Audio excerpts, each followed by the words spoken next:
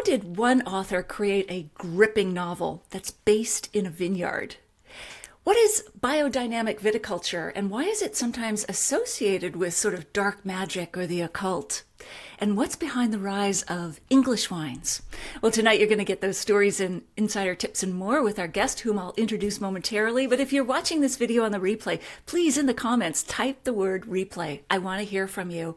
I'm going to be live in the comments, although this is based on a recorded conversation for my podcast, Unreserved Wine Talk. I'm Natalie MacLean. I teach online wine and food pairing classes, and you've just joined one of the most passionate groups of wine lovers who gather every Wednesday at 7 p.m. to talk to the most interesting people in the world of wine and wine adjacent.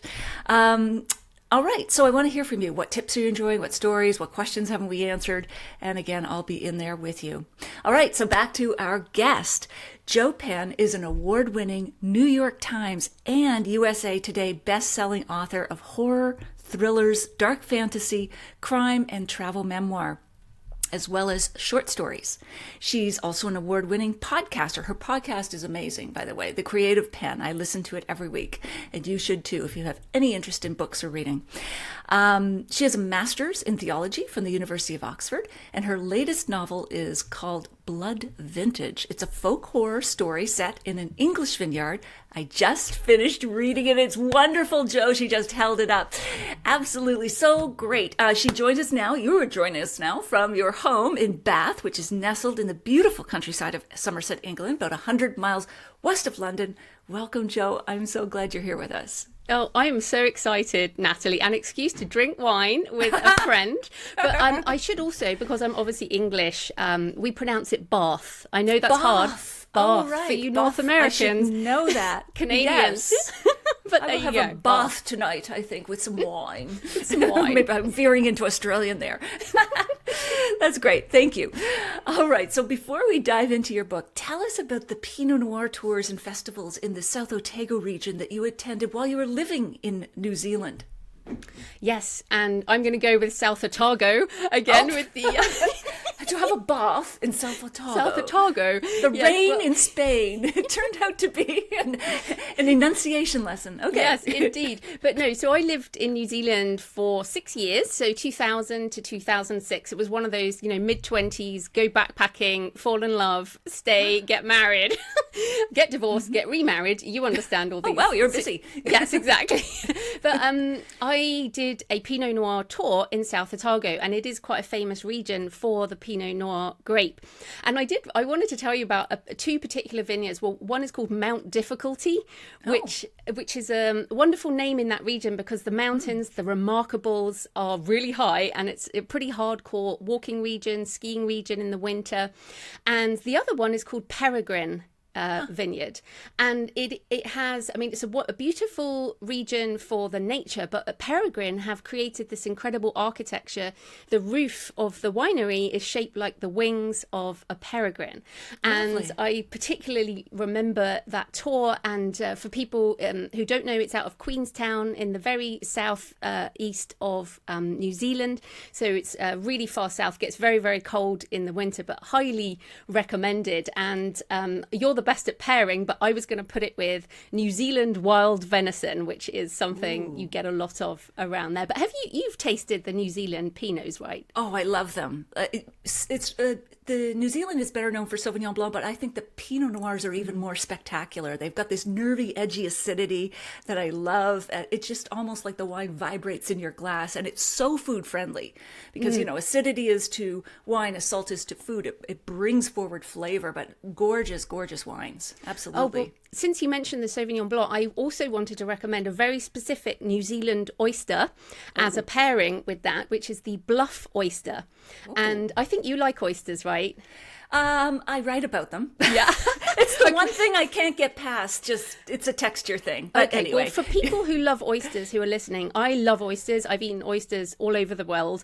And the bluff oyster in New Zealand has a very short winter season, but it is incredible. To me, it is the best. And I have a vivid memory of drinking a Sauvignon Blanc with a bluff oyster, well, a whole maybe dozen oysters on the lake there, Lake Wakatipu in the winter sun. So I highly recommend that pairing as well. And it's very hard to get them anywhere else in the world. Oh, wow. Well, I'll have to make a note of that. My husband likes the oyster, so There we go. We'll do that. I love that. Great evocative image there that carries through with your book. So let's set the stage for your book. Blood Vintage, you did a serious amount of research into biodynamic winemaking and winemaking generally. So before we talk about that, maybe share the overview of the book's story with us, please. Right, well, this is the back of the book, Blood Vintage. This is a special edition, so I shall read it for you. Please. The perfect vintage requires the darkest sacrifice. Ooh. In the rolling hills of Somerset, England, an ancient evil ripens alongside the grapes of standing stone cellars. Rebecca Langford never expected her architectural career to lead to the secluded rural village of Winbridge Hollow. But after a violent clash with eco-activists, she flees the chaos of London, desperate for a new start. She seeks refuge at Standing Stone Cellars, a vineyard renowned for its award-winning wines and mysterious history, nestled in the shadow of ancient oaks and standing stones that have watched over the land for millennia. But this vineyard is no sanctuary. From the primal fires of Beltane to the chilling shadow of Sarwyn, Rebecca finds herself ensnared in an ancient cycle of sacrifice and rebirth. The disappearance of her fellow workers amidst evidence of blood rites forces her to confront a horrifying truth. Standing Stone's exceptional vintage is nourished by more than just sunlight and soil. As the veil between worlds grows thin, Rebecca must make an impossible choice.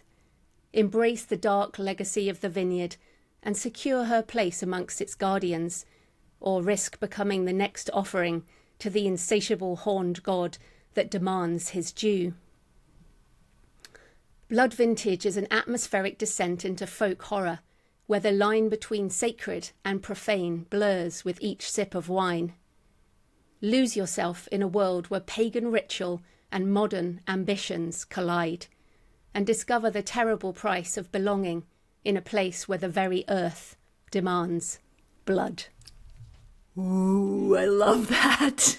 That is such a great description. That really captures it. So atmospheric, so dark and brooding. And yet, bonus for us who love wine, wine is running right through it, is woven into it. So before we dive into that, I'm itching to get there. You selected a wine to pair with your book, as have I. So let's hear about yours first. What is it? Yes, so the Blood Vintage itself would be the Sarwyn wine from Limeburn Hill Vineyard. We're going to come back to that, but that's really hard to get. So I've gone with the Pinot Rosé from Woodchester Valley, which is where the original idea came from. And I love a rosé, and we'll obviously talk about where this has come from. I have my glass ready. This has been chilled. But yes, Woodchester Valley Pinot Rosé, and I read about it. It's 100% Pinot Precoce, so the early Pinot Noir. Right. Oh, lovely. I love a rosé. I've chosen a more brooding, darker wine for you and your book. This is from Italy, because we just don't get many English wines here in Canada. But this one, the label has a woman and her hair is inflamed because fire is a metaphor, but also the sun and stars are all around her. It comes from the Donna Fugata winery in Italy, which means fugitive woman, woman on the run, which I think Rebecca is a little bit from her architectural career, and she's escaping out to the countryside with the vineyards. Anyway, lots of metaphors, but I love the labels on this. So let's have a sip to get going here. Here are the sound effects. Cheers. Oh, you have a goblet there. Yes, my special glass. So I bought this 20 years ago. I was in Prague with a friend of mine. It was the winter, and I saw these glasses. I drank a lot more red wine at the time, and I was like, this is perfect. I love these.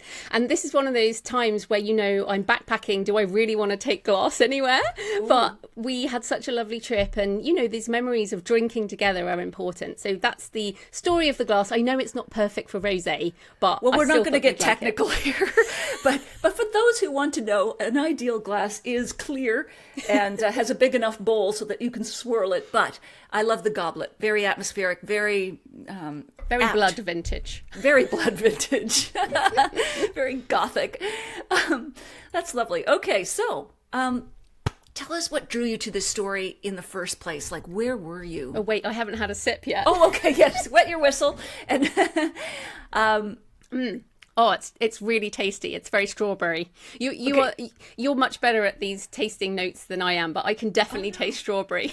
strawberries, absolutely. That is the essence of a good fresh rosé. It makes your mouth water. It's like field berries, sunshine, and well, kind of the opposite of the mood of your book. Although your book is not a downer, it's just very gripping and thrilling. So, all right. So tell us more about where this idea came to you. Yes, so Woodchester Valley is a small vineyard. Most of the vineyards in England are smaller, although they're getting bought up, as many of these things do. But this is a small one, and the Cotswolds is in the southwest of England. It's an area of outstanding national beauty, which is like a distinction of certain areas. And you would absolutely recognise it. It's the kind of chocolate box England with the green rolling hills, lots of green because it does rain, but also sunnier. There are lots of stone buildings. Okay. Cows wandering around. It's kind of pastoral, but also enough hills. And the Woodchester Valley, I went with my dad and my stepmom, and my husband drove. So my dad and my stepmom and I drank. And we went to the vineyard. So it was July. So the grapes were the tiny little green bits. So they weren't full yet.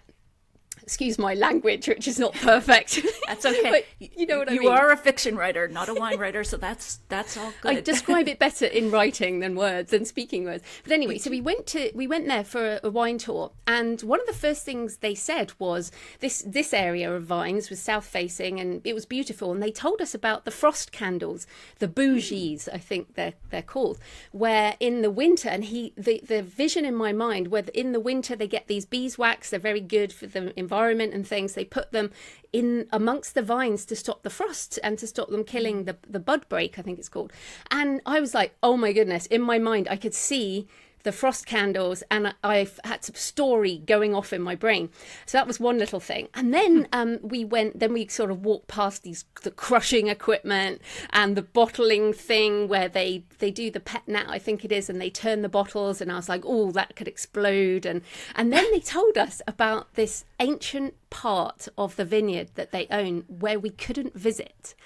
And I was like, oh, I got to know about that. And it turns out, so this is owned by a female vineyard owner, Fiona, and she found a mention of this area in the Domesday Book. So if you don't know, it's an 11th century document that was essentially a tax record. So they could tax people on land. And there's a vineyard in this area from the 11th century. And so I was like, oh my goodness. And then, of course, the Romans brought vines to this area. So in my mind, I was like, there has to be some ancient ritual in this place. So that's kind of where it came from. Oh, that's marvelous. I mean, you're already painting a picture with all those visuals and the mystery, the history, everything. So say a little bit more before we continue about the rise of English wines. Of course, with climate change, a lot of marginal wine growing regions are getting warmer, and therefore it's easier to ripen grapes. As I said, we rarely get them here in Canada yet. Hopefully we will in the future. But, how large is the industry? Like approximately what's going on? Yeah, what's going on? Well, basically, as you mentioned, climate change. So they told us this in the Woodchester tour, is that the climate here now in the south of England is the same as the Champagne growing region in France. So it's English sparkling wines that are winning the awards. And in fact, in blind tastings, they're often beating out some of those French sparkling. And what's also interesting is French vineyards are buying up land and vineyards here in England because as obviously climate change happens, they're then looking for new vineyards. But I did look up the numbers. It's 8 to 10 million bottles out of the UK and around 800 tiny vineyards. And I looked up Canada, so you're 60 to 70 million bottles. So we're like a sixth of the Canadian, but obviously you've got a much bigger country. We do, yes. But And compared to New Zealand, variety obviously New regions Zealand spread is out. New Zealand's a tiny country and has a huge wine industry and is. is a lot bigger than both Canada and England. So I'm kind of hoping that over time, one of the benefits, I guess, of climate change might mean more English wine. But now, if you go to English pubs, and wine bars, you can buy English wine. It's on the supermarket. So I hope that you can get some over there. Yeah, that'd be great. And I've heard they're even planting vineyards in Scotland these days. So Yes, and there's one in a biodynamic vineyard in Wales as well, near where I am. But just to come back on the Romans, because I think this is really interesting for people and why the spirit of the land is so important here, is that the Romans brought vines here between 43 AD and 400 AD. So, 1600, 2000 years ago. And in fact, where I live in Bath, it used to be called Aquae Sulis. We have a 2,000-year-old Roman baths in the centre of my city. So the land where I stand and where these vines are and where the book is set are kind of this ancient history that's now coming back to life, I guess. yeah, all the ancient relics being discovered and buried in some of these vineyards and so on. So back to your story at Woodchester Valley. So they mentioned you couldn't go in that part of the vineyard, which of course immediately sparked curiosity and probably the desire to go in that vineyard. You said they also mentioned, or was it them that mentioned that story of not being able to go in there? It reminded you of a performance of Euripides the Bacchus. Maybe tell us about that. What the connection? Yeah, so that night, and of course my dad and me and my stepmom, we drank a few of the wines. We tasted in a proper way, no spitting. And that night I remembered, it's funny how these memories come back to you. So a performance of the Bacchae, which is an ancient Greek tragedy. So, again, many thousands of years old. And in it, and of course Bacchus, Greek god of wine and fertility and all these kind of wonderful things. And in it, the worshippers of Bacchus, in a sort of rite, they go mad essentially, and they rip apart a man instead of a deer. And this kind of gave me another thought about these sort of pagan rituals that go on around wine. And again, in our Western society, we have Christianity and Judaism, both of which use wine in religious ritual. So using wine in religious ritual as a sacrament is normal for most people, but in terms of taking it further into where you are on a different plane of consciousness, I just thought this was a super interesting thing. Also, the kind of the fertility stuff and the vines and wild nature. I love wild nature. I think it's too fascinating. I mean, you've been in these vineyards all over the place, and it's the wild sections that I find really interesting, because they might be all manicured in places, and then there's these kind of wild bits, wild bushy vines, and it's a perfect symbol for the balance in life between restraint and thinking and the wildness, feralness of nature and the body, the mind versus the body. I mean, all the metaphors are working for you in this one. That's fantastic. And so where were you watching that play? It was back when you were a high school student, right? Yes, and I think that's why it's funny when these memories emerge, and this is a kind of human brain thing, isn't it? You think about something and it sparks something else. And I studied Greek, ancient Greek and Latin and classical civilization when I was sort of 14 to 16, and then I went on and did theology, and reading ancient Greek was very useful. But we went to see this performance at an actual replica of a Roman amphitheatre with a proper, and it was performed in ancient Greek, and I still remember it very vividly. It was in another school, and it's one of those occasions where you think, if I was watching it now, I'd be very cynical, and I'd be like, that's a bit crap, it's like school kids doing a performance. But in my mind and in my memory, it was so powerful. And to see what happened in this ceremony, and so it stuck in my mind. And I have another podcast called Books and Travel, and I interviewed a vintner, Caro Feely from Chateau Feely in France, and she was telling me about all the different ways that you can get injured and die in a vineyard, and that kind of came into my head as well, that all these things mush together. You're a writer, yeah, for sure, and they pop out at and different one thing will times. spark another, and wine itself is, it's all about the smell. And so smell is tied to memory. It's going to touch off like a spark point of bring you right back to a place or a time or, it's very powerful. But okay, you just said she was talking about all the ways to die. So wine lovers are also, have grim imaginations, especially if we've got a bad bottle or something. But tell us about all the ways you discussed with Caro about the ways you could die in a vineyard, so we know, what to watch out for in our next trip to a winery. Well, I think she was talking about how people, it was the idea of blood. I mean, it was like you can get cut on quite a lot of these equipments, pruning things and the machines that go through the vineyard if you use them, and the glass. I mean, even the glass and shattering of glass, the bottles. Right. Obviously, sparkling wine can explode in the cellar. Yes, and in fact, that was one of my rewrites, was the exploding, which you missed out on. But the rewrites was over the exploding of the wine that gets turned in the riddling rack, I think it's called, isn't it?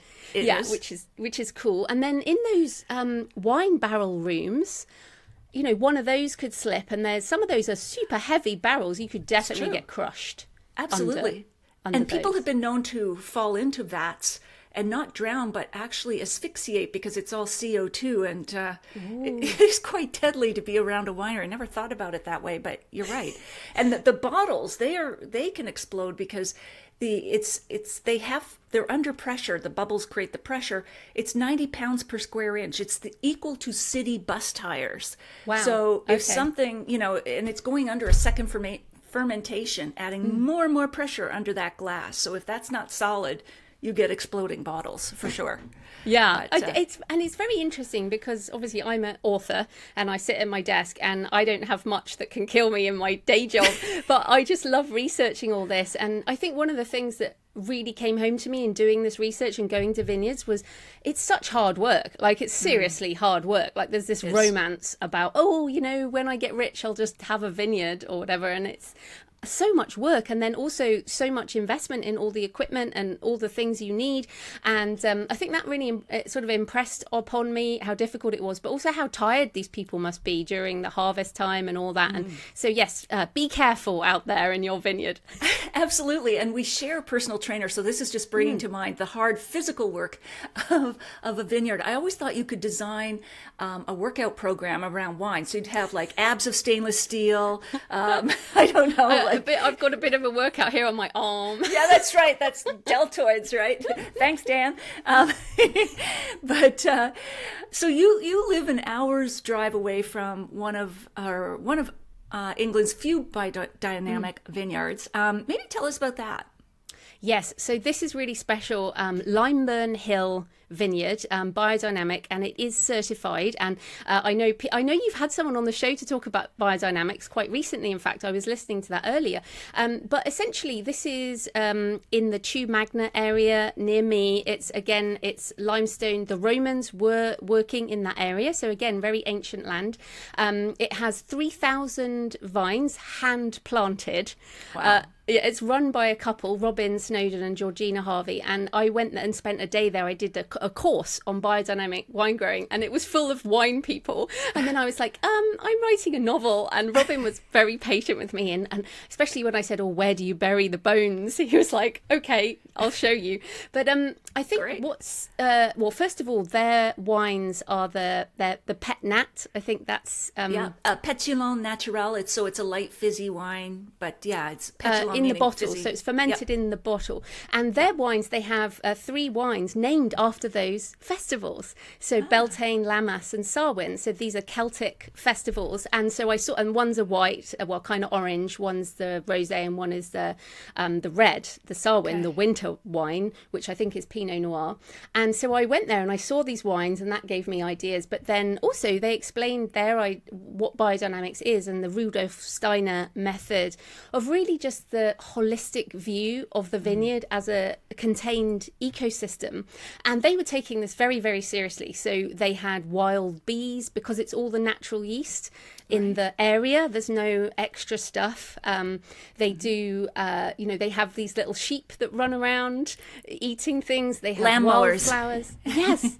And I was super impressed by, again, how much work this is, but also the ecosystem of their land It was beautiful. It was so beautiful. A wonderful day. And again, the sort of romantic idea. But he demonstrated the dynamizer, they call it, which is a stirring thing where they stir for a minute in one direction and then the other direction. And he had the books out with all the sun and the moon and the planting and the energies that go into it. And this was all just fascinating to me. So that is Limeburn Hill Vineyard, and they do tours and courses and things. Again, their wine is very hard to get. It's served at a lot of independent restaurants, fairs and things like that, but they're fascinating. And I should say there was no sacrifice. I was going to say, no blood sacrifice, no bone. You can't go into that part of the vineyard. That's where our former tasting staff room people are buried. But they did honour the land. They had an area which was a kind of sacred area, a sacred grove. And obviously there is the place where they bury the horns. And I mean, there are some preparations with skulls and things. So it's just some weird stuff going on in biodynamics, right? But fascinating. Yeah, absolutely. So just say a little bit more if you remember it from your course. They bury the bull's horns and the skull and put things in it? Yeah, so I do remember. So preparation 500 is the cow horn. So each of these preparations are made from either animal parts, so stomachs, bladders, intestines, skull, and then you fill them with manure or certain plants like yarrow, chamomile, different things, and that should be growing on your land as well. So it's all a contained ecosystem.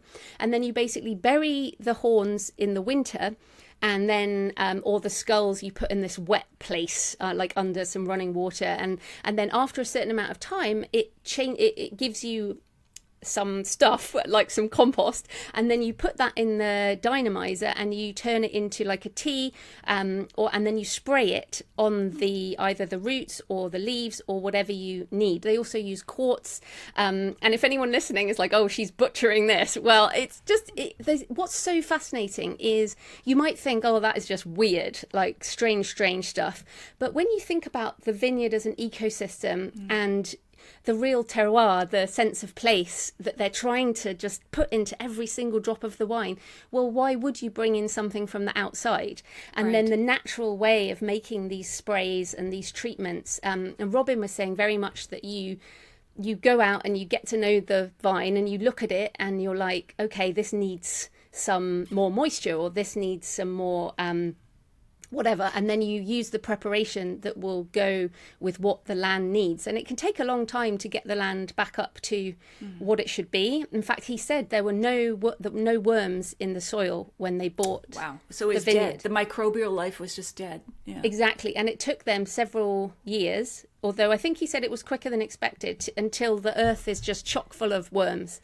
It's like the vines had to go to rehab and get off their drugs, their fungicides and pesticides. Yes, well, that's the thing. And well, they planted that vineyard, so I guess they got the vines and put them there. But I just thought that was fascinating, because the idea of the land itself is what I'm so fascinated with, the how the land, how we feed the land to make the land then feed us. And this is something that just really interests me. Absolutely. And, for whatever you believe with the astrological signs and some of the aspects of biodynamics, I think it can't be faulted overall, because it means that those who engage in those practices really have to pay attention, as you say, to the land. They really have to look at each vine almost individually and say, what does this need? And the more closely you pay attention to vines and winemaking, the better your wine will be, as opposed to mass harvests and mass spraying. Like some vineyards that are not even organic, which is a step down from biodynamics, are sprayed 25 times or more over the course of just one vintage. So I'm all for biodynamics. Well, I did want to ask you on this, because I did some tasting. I was driving, so I did spit. And it was very unusual. It was a very unusual wine. And of course, every single bottle is different, not just every vintage is different. And so given you're a better taster than me, how would you describe the difference between a biodynamic tasting wine and like the wine I've got here, the Woodchester, which is not biodynamic? So organic, so you have regular wines, and then you have organic, you have biodynamic, and everything that organic wines are biodynamic must be plus, plus, plus.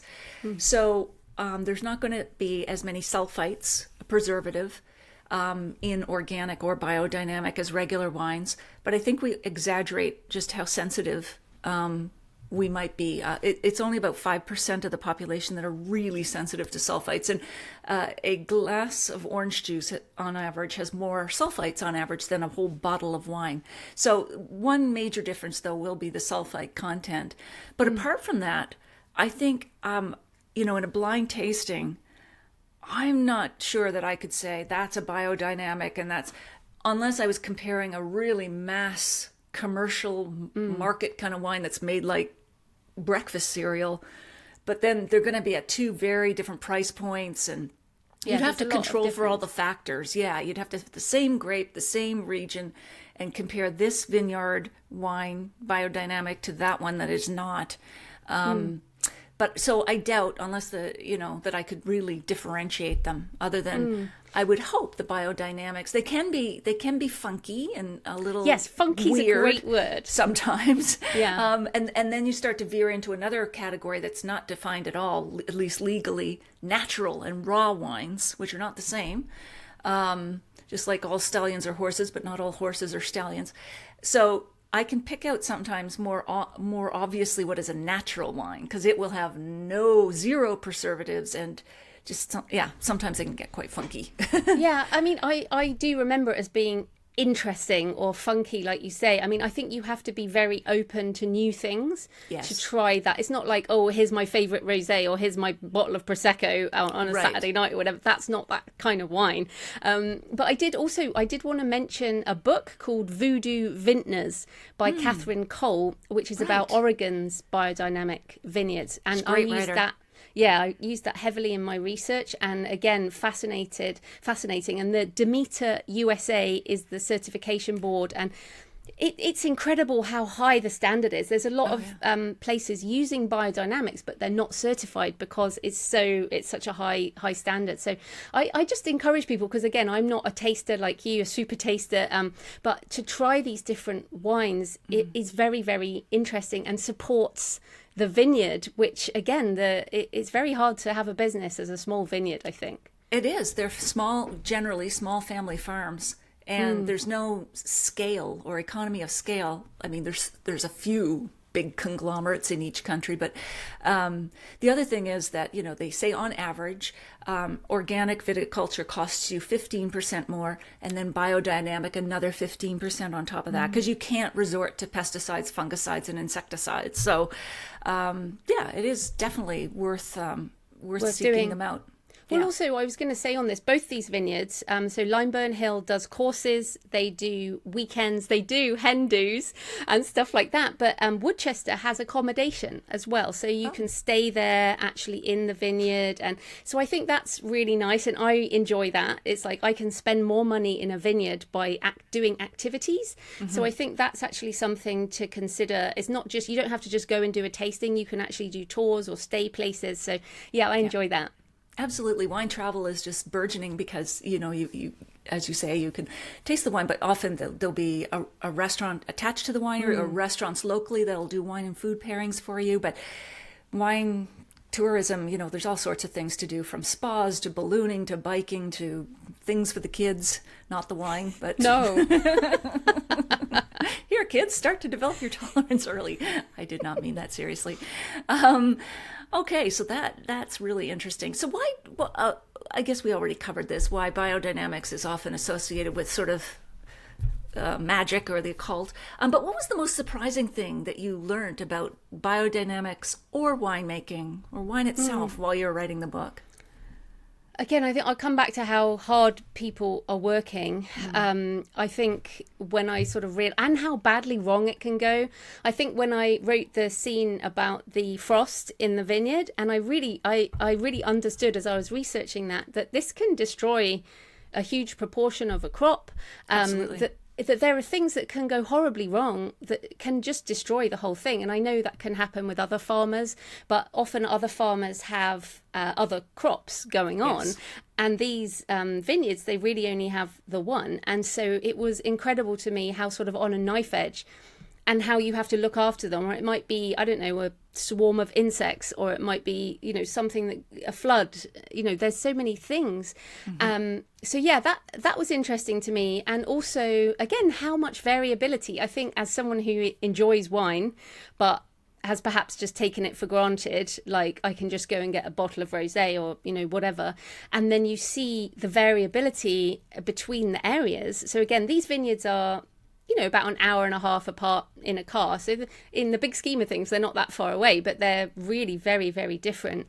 So again, that idea of terroir really came home to me. But I certainly am taking viticulture a lot more seriously now than I did before. And I hope in the book, I mean, it's not a book for viticulture people, it's the setting, but I do care very much about my research. It's infused throughout. You know, you do it so well. But you're right, like people have that dreamy vision of owning a vineyard, but really it's fancied up farming. It's hard work, you know, and calloused hands and sunburnt and all the rest of it. It's not something that is just portrayed on wine labels and wine advertising. It really is grassroots hard work. So yeah, the passion of it is incredible, but also it makes you think a lot more about what wine is. And I know you talk about this, that there's a lot of myths and there's a lot of bad stuff that goes on and a lot of amazing stuff. But at the end of the day, it's like having a glass of wine with a friend or as part of a group or your family. Like my family are drinkers. So wine plays a big part. And in fact, Woodchester, it's just down the road. So we do get wine from there. And that's what it's about. It's about the times we have with wine for most of us whose job it isn't. But I think that's what it comes down to, really. Absolutely. It's the drink of conversation. It's meant to be consumed slowly. It's why we don't serve wine in shooter glasses and just like knock it back, although sometimes maybe you feel in the mood for that. But really it is about communion and joining people together over conversation. You've mentioned terroir a few times, and in the version that I had, I counted 17. So what does terroir mean to you? You've said sense of place. Maybe you can expand on that. Yeah, I think it's a unique sense of place based on the geography, but also what's under the earth. So I learned a lot about the limestone that this area is on and how that affects the soil. I didn't know anything about soil before this. The weather, so the rain, what happens with the sun, like what direction the slopes are on. Like you don't buy a piece of land without considering where you're planting the grapes, and what you feed the soil, obviously. And I loved at Limeburn, they let the wildflowers grow, and by the third season of wildflowers, they had some ridiculous number, like 40 different types of wildflowers growing in amongst the vines that these little sheep were going around and eating and then pooing, and that was, you know, the whole thing. But you say in your book, Wine Witch on Fire, that terroir is like a writer's voice. Because your wonderful memoir, and I love that as a metaphor because it's distinctive, it's personal.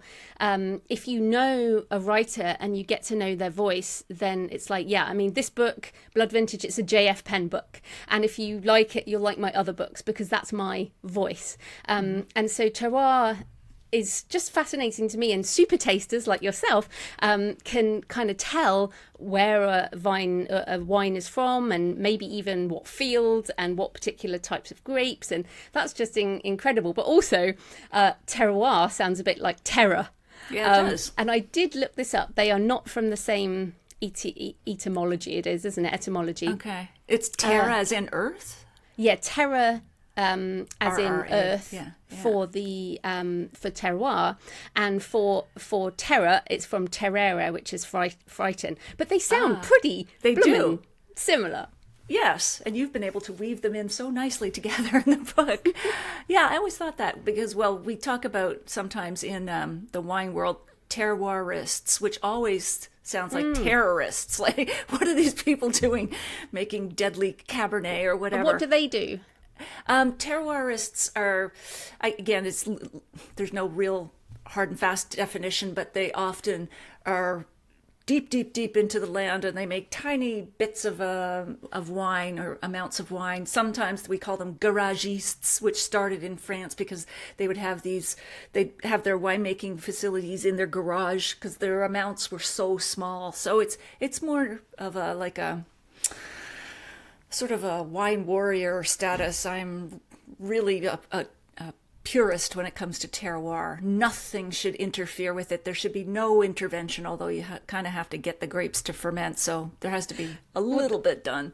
That's quite funny, because I did say to Robin at Limeburn Hill, so where do you get all your cow horns? Because I don't see any cows. And he did say, we do have to order those from the Biodynamics store. But everything else, like they had, the patches of yarrow growing and chamomile and all the different herbs and all the different plants were all kind of growing there. And so they tried very much to keep everything within the ecosystem. And then even they do make a spirit from the grapes, the final press or something like that, the skins. So they use everything they can. It's a real commitment to this kind of thing.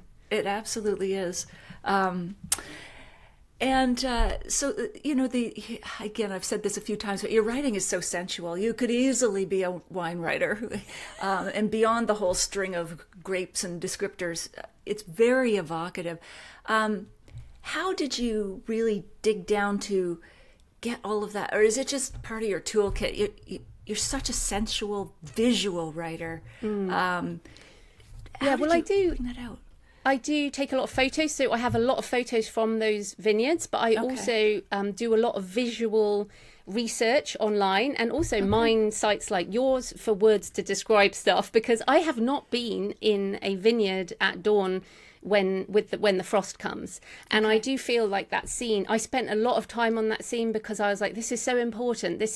And also I do think there is a magic. And Rebecca, the main character, has just arrived from London, where she doesn't even see the stars because the lights of the big city. And she's there, it's the middle of the night, they've rung a bell, like we have to save the buds. So they're putting out these candles, and she's looking up and there's the stars. And I was like, I have to capture this. And so I spent a lot of time, there's a lot of images online of vineyards with frost candles, and they did show me some at Limeburn Hill. And so I think for me it's very much about research, and then it's about point of view and kind of taking it further. But at the end of the day, it is fiction. And of course, some people were like, it is not romantic at all to put out the frost candles because everyone's like crazy and it has to be done quickly and it's scary, and I'm kind of romanticize it. But I do think the sensuality is, as you say, the sensory detail of the writing in a vineyard in particular is so important, because people like yourself as well, you're taste people, you're smell people, you're sight people. And so that's, I guess, what I'm trying to write. Yeah, absolutely. And you did. And back to those candles, some other wineries use windmills, but just raising the temperature even 1 to 2 degrees can save vines, like when it's that marginal and the frost has come. So it is very much like that. But I don't think the windmill would have been so evocative. No, that's true. Kind of like, yeah, that's kind of mechanical and machine-like. But yeah, the bougies, I can imagine the smoke and everything else. It kind of reminds me of that movie, A Walk in the Vineyard, or with Keanu Reeves. You can correct my pronunciation. I'm probably mucking that up as well. But they were talking about the vineyard catching on fire. So anyway, well, I do have some fire in the book, obviously. Yes, you do. But, absolutely. No, fire's a good metaphor too, as well, in the book. And another inspiration was the television show Drops of God, which is based on a book of the same name. Is that a show or a book that you would suggest we read as wine lovers? Oh, you have to watch it. I mean, maybe if you're a wine person, it's not as good. But as a non-wine person, I was like, it was amazing. So basically, also it's French-Japanese. So it's partly in French, partly in Japanese. And essentially this wine critic, so someone like yourself who's been writing about wine for a long time, but has a huge wine cellar, has collected wine their whole life. And it's a very, very prestigious, and it's worth millions, this wine cellar. And there are two people. So he has a daughter, and then he has his student, his kind of apprentice, and they have to do a competition. So there's 5 bottles, and they're allowed one taste, and then they can come back a week later and have one more taste, and then they write the name of the wine, the year, the vintage, all that. and then whoever wins, like 3 out of 5, wins the whole thing. But each week they're flying around the world, like looking at all the vineyards, trying to work out, like they're tasting the soil, they're, examining all the crop to try and work out what the hell this wine is. And of course, they're all really obscure. So they're going, and then they have to get the year as well. So it's a fascinating sort of wine mystery, but at its heart, it's also about family and about culture shock and about just those things that wine can smooth over. So the Japanese and the French vineyards is really interesting. So yeah, Drops of God, it is fantastic. Absolutely recommend it. I haven't seen it yet, so I'll have to put that on my playlist. It's beautiful as well. It's Apple TV. So it is beautiful. Excellent. Oh yeah, they're always shot beautifully. Yeah. And another inspiration, of course, is folklore itself, because I wasn't familiar with folklore or horror, but maybe you can tell us a bit more of the folklore aspects of the book. Yeah, so folklore is more the traditional beliefs and rituals and little superstitious things that happen around a certain area. So again, it's all terroir based, and it's rooted in the community, it's rooted in the physical location.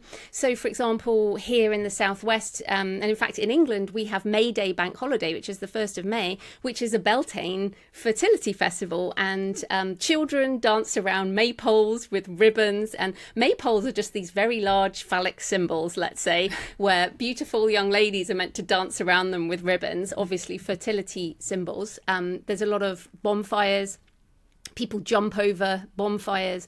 And then we have Morris dancing, which is a sort of folk dancing where people dress up. And I put this dark Morris dancing troupe into my book, where they wear like crow feathers and black hats, and they wear slashed black makeup. And so sometimes they hit sticks together, sometimes blackthorn logs which have spiritual meanings, or sometimes these Brussels sprouts. Do you know Brussels sprouts? Yeah, the vegetable. No, the vegetable, yes. Yeah, so they hit together sticks full of Brussels sprouts and they fall around. It's very, very weird. And that is weird to do with the vegetable. Yes, it's very, well, the vegetable stick. But it's a very odd thing. And every single Morris dancing area has different rituals and different things. We also have the Green Man, which is a face of, again, a fertility god covered in vine leaves or other leaves, oak leaves, and is in a lot of our cathedrals. So 1,000-year-old medieval cathedrals have the Green Man. In Christian places, the fertility symbols. So again, this sort of, and then the horned god, the wild hunt, because we have a lot of stag hunting back in the olden times here. So I think it's really interesting. But I was looking up where you live in Ottawa, right? Yes, Ottawa, Canada. Correct. So one of your folklore stories is about the Wendigo, the spirit of cannibalism. Did you know about that? No. My God. I hope it's not my neighbors are practicing that. But this is interesting. Yeah, it's very interesting. The Wendigo from the First Nations people, it often comes from the older indigenous peoples. There's also the loup-garou, the French-Canadian werewolf, which is also in your area. So if people are interested, these stories, they're so ancient and they emerge in modern culture. So even that Limeburn Hill names their wines after pagan festivals that are still celebrated by neo-pagans and or just reflected. Like Samhain, is the 31st of October. It's Halloween. So the veil is thin. It's the time for winter to come in. The dead are honoured. This happens in every culture. It's just they're called different things. But yeah, folklore is fascinating. And because it's so specific to place, again, I wanted to bring that in. Again, the terroir. Yeah, absolutely. And of course, you live in Bath, which is where Mary Shelley wrote Frankenstein says time. Now I'm wondering if I'm doing anything right pronunciation-wise. Pronunciation? Anyway, so your city has a horror pedigree. So what is folk horror? Because, I think yours was the first horror book I read, and I think of slasher movies like Friday the 13th, very gory. But what is folk horror? Oh, well, I'm thrilled that you read it, because a lot of people say, I don't read horror, so I'm not going to read that. It's like people saying, I don't like Chardonnay, so I'm not going to drink that wine. Open your minds, people. Yes. Not all Chardonnay is alike, but yeah. Yes. But it's the idea of folk horror. So again, we mentioned folklore, and then horror is so wide. It's a very wide genre. So I'm more of a supernatural horror type of person. It's a lot more about suspense and slow burn, kind of feeling you're in this really quite eerie situation. And is that a blood sacrifice, or is that something normal in this area? You know, that kind of thing. It's this feeling out of place. It's an outsider coming into an isolated community, feeling like, I don't know if this is right or not. The pagan festivals, you know, the wine, all of that. But to me, the horror that I also bring to it, and this is an interesting question, is it worth giving a human life? So is it worth sacrificing a human life to the land? So the human life is so short, and this land lives so much longer than us and produces something so wonderful. So the blood vintage is so wonderful. Is it worth the sacrifice to make art, basically? And this comes up in across human history. Is it worth sacrifice to make art? And this is what I come back to in horror. And perhaps the real horror is sometimes we might say yes. I don't know. What do you think? If it's Domaine Romani Conti, the famous Pinot Noir from Burgundy, I'll kill anybody to get it. So I love that. But we also, you know, as artists, writers, whatever, give up a lot of our lives, like, to create what we do. Like, we're perhaps not out there as much as other people and so on. So there is a little small death sacrifice going on with, if you want to create anything decent. But no, that's a great question. I'll be thinking about that over the weekend. Is it Well, I think that, to me, the real horror and the question at the heart of the book is, what will she choose? Because you're basically offered being part of this community. You know, she doesn't have a community, she doesn't have a family, and she's offered a part of this wonderful vineyard with these amazing things going on, and a lot of it is amazing, right? It is just wonderful. And then it's like, what will I give to be part of this? And what will I give to make this wine? Or what will I give to drink this wine? Like you said, sometimes this feeling, this isn't wine, but I went to see the Queen's diamonds in Buckingham Palace years ago. And I've got a little diamond on my ring, you know, but I never understood why people did what they did for diamonds. Never understood it. And then I went to Buckingham Palace and I stood in front of like one of her collections of diamonds. And I was like, oh my goodness, I want that. I would do anything to have that diamond. And I just felt that need, like, I want that. And I tried to put that in the book, the sort of addiction. So when she tastes the blood vintage, it's like, I really want more of that. And this addiction, I know it's a very difficult topic in the wine world, but what will we do for that one more taste? Absolutely. People chase all their lives after certain tastes, and it's why they get suckered into buying fake bottles for hundreds of thousands of dollars. They'll do anything because they actually just want that, especially the first taste, to recall kind of your first evocative taste. I mean, absolutely. Yeah, it is. I think it's very strong. And I also didn't really understand the collectors. That Drops of God is very good on why people collect wine and why they appreciate that. But it's also, again, we came back to earlier, like, why do you drink wine with a friend or whatever? And perhaps it's the experience that we're looking for rather than that taste. I mean, it might be taste again for people like yourself who are super tasters, but for me, it's like, I want that experience again. And of course, you never can capture it again, right? No, that's what makes us fools till the end. We keep chasing after it. Yeah. It's just one more glass, one more taste away. I'm still enjoying this wine, by the way. Excellent. I can't even tell the level on that goblet. It's very, very discreet.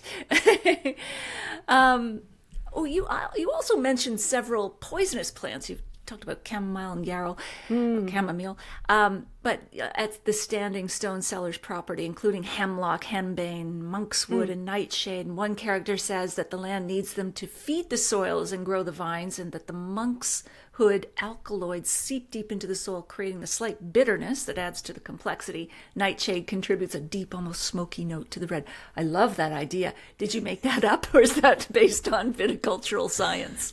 Well, the fact that you have to ask me is awesome, because you know all this stuff. As far as I know, I made it up because I needed some poisonous plants for another particular occasion in the book. And so I thought, but I think as I said about the wildflowers at Limeburn Hill, and the yarrow, the patches of yarrow and all the things they had growing to be part of it, why wouldn't you do that in some way? And those herbs like henbane and hemlock, they're used in small amounts. Poisons are used in small amounts to bring people again to a different level of consciousness. I guess you could say that about alcohol as well. In smaller doses it's effective, and in larger doses it can be difficult. But that's where I kind of got the idea from. Well, if you're going to plant yarrow, why wouldn't you plant henbane or nightshade? So I don't know, have you heard of people using the darker plants? I have not. The most popular one is over in Australia. They have eucalyptus plants, which have a very strong oil, and you can taste the the minty green kind of in a pleasant way in some of their Cabernets or Shiraz. But I haven't heard of the poisonous plants, so that would definitely take a darker turn of mind, I think. I loved it. I think the idea of the flowers and things growing is that some of the whatever's in the nutrients go into the soil, right? And then the vines pick things up from the soil. So it wouldn't necessarily be the poison in the wine, but I can't see why that wouldn't be like a technically possible thing. So maybe there's a listener who would love to tell us. Absolutely. And that's why they have the cover crops and all that. You want to encourage the more diversity of plants you have, the more rich and diverse your soil will be microbially, and the more different insects and species. Like there's a winery in Quebec that has like 100,000 different plants and insects and bees, because they planted so much as an experiment, and they have this sort of wild nature all around it. It all definitely contributes, for sure. Yeah, well, actually, Rebecca, the character in the book, I have her as an architect. And one of the reasons was because I wanted to redesign the vineyard to bring in more of this stuff. So we see here these vertical walls, vertical plantings. And I thought that would be awesome on the side of a vineyard, a winery, where you could, in the tasting room or something, there'd be actually crops up the side and change the water courses. And so I was really interested in how the plans for the vineyard would work. And of course in the book I have a labyrinth planting, which I think is very, very unlikely, but I thought that was quite cool. There is a winery that has a labyrinth, but also I'm just working on a piece right now on wine and architecture, and the Antinori winery in Tuscany, Italy, has something like, it's 11 hectares. I get acres and hectares mixed up, but the vines are growing on the roof and sides, the Sangiovese vine. So it looks like it's wrapped in this green cloak, and the winery's like rising up out of the land itself. So it's really cool. That is wonderful. I love architecture. I've got architects in so many of my books. I think in another life I would have been an architect. Yes. Well, you have so many passions. That's what makes you a great writer. You pursue, and I was impressed with just how much you dove into the winemaking, and even in our exchanges leading up to this, beyond the book itself. So that's what keeps you going. What was the most difficult part of writing this book?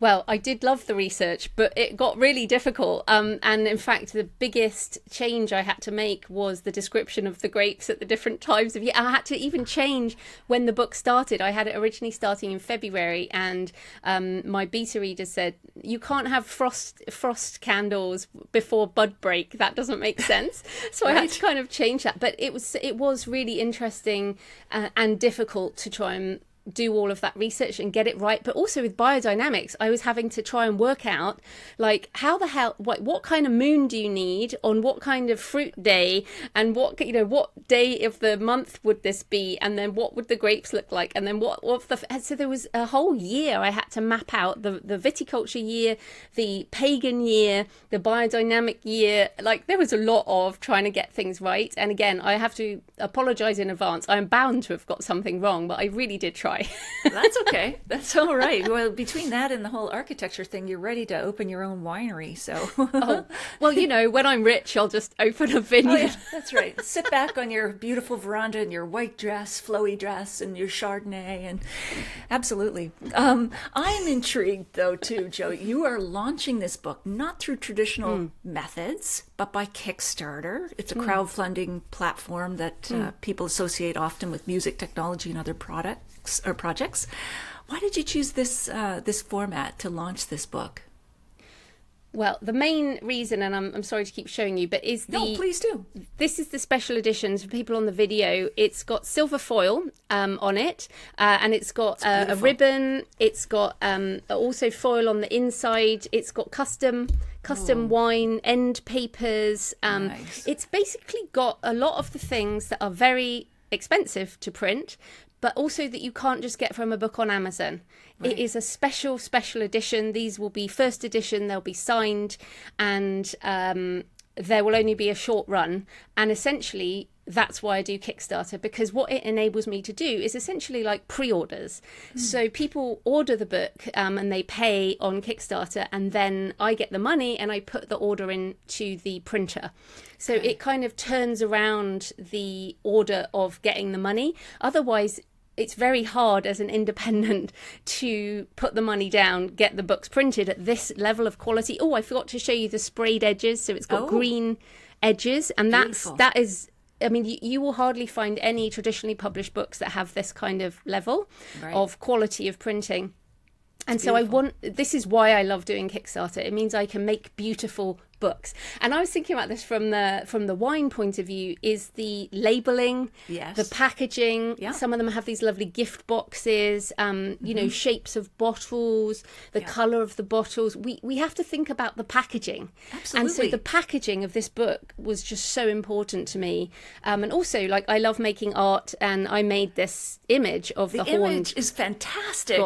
Describe that for our podcast listeners. Yeah, so it's basically a horned skull, and the horns are actually like the moon, because I wanted to reflect the biodynamics.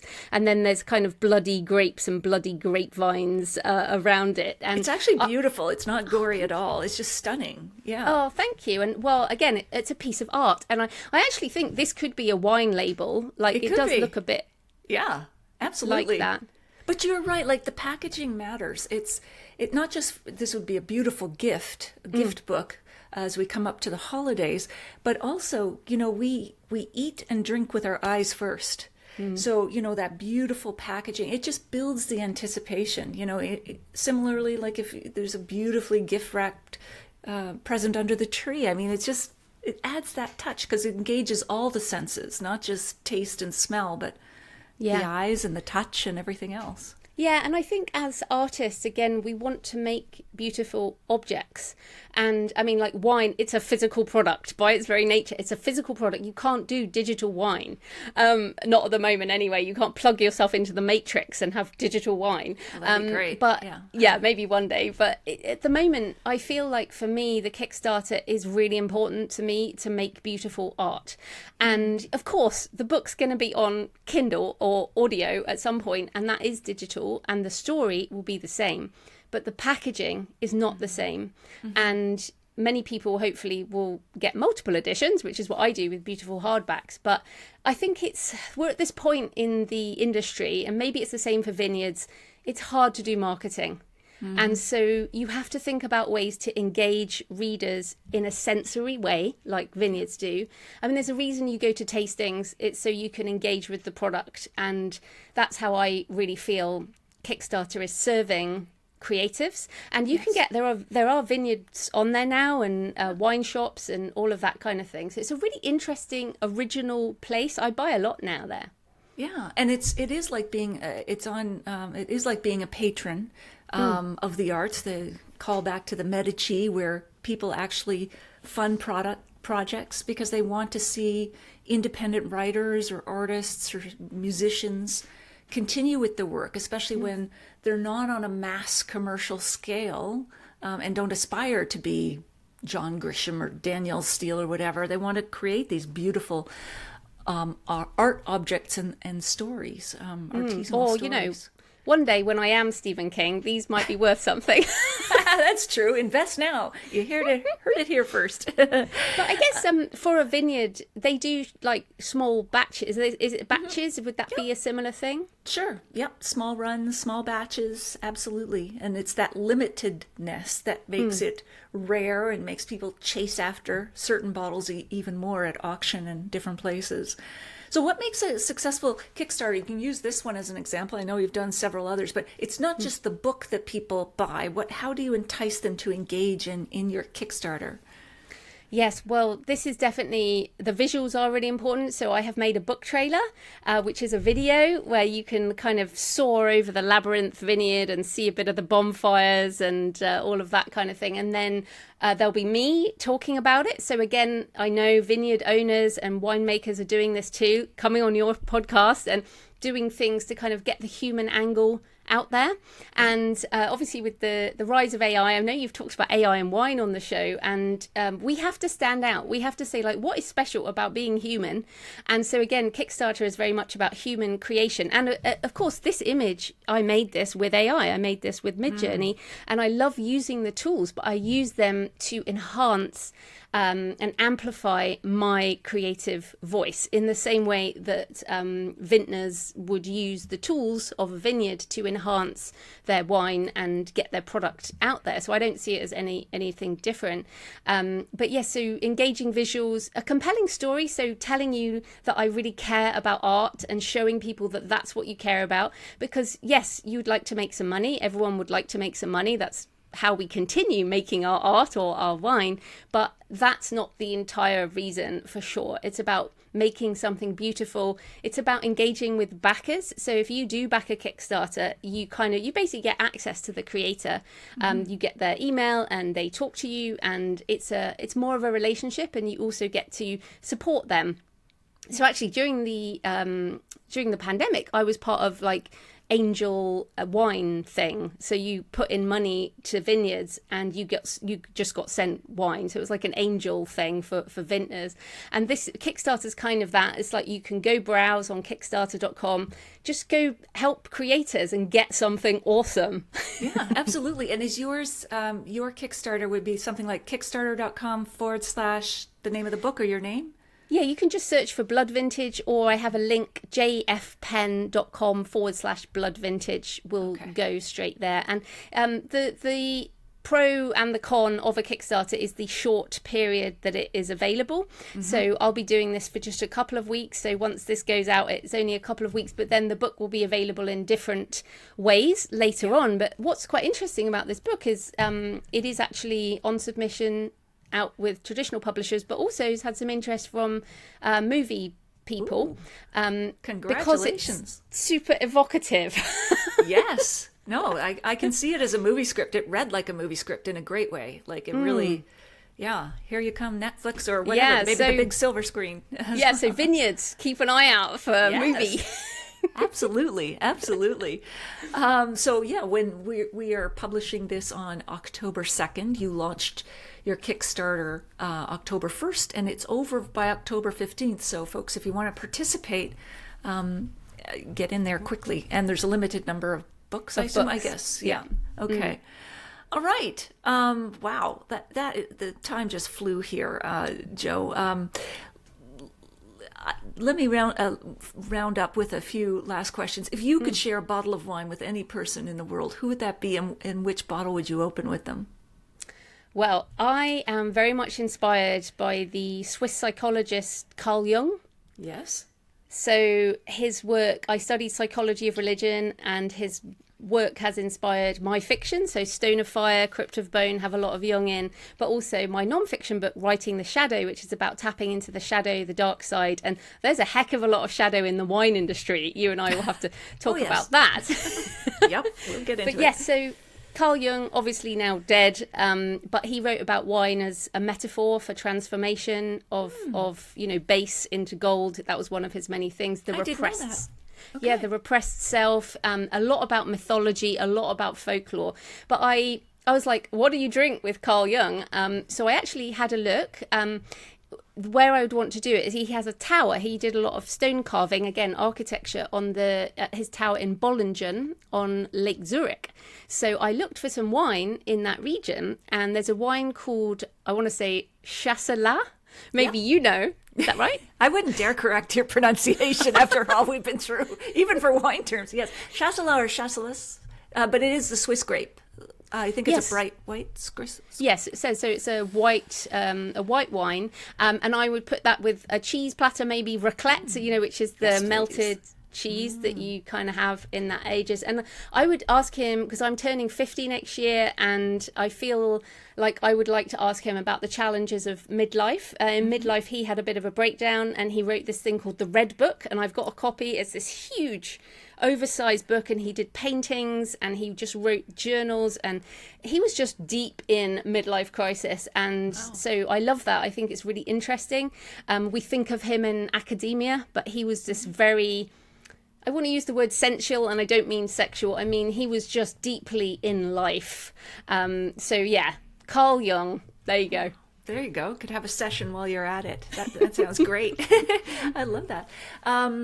And as we wrap up, is there anything that we haven't covered that you'd like to mention? I think I would encourage people. I think I've listened to a few of your episodes, and people are so good on describing wine. And as someone who is just a normal wine person, I think I'd really encourage people to try different kinds of wine without being scared of it. And I feel like sometimes when normal people like me listen to wonderful writers like yourself about wines, we feel maybe a bit stupid in a way, like, I can't try that, or I can't taste that. But what I've discovered, I think, by visiting these smaller vineyards is just try some stuff that's a bit out of your comfort zone, and it might be super, super interesting. Like the orange wine, I'd never tried these sort of volcanic orange wines, and even if you can't describe them very well, it doesn't matter.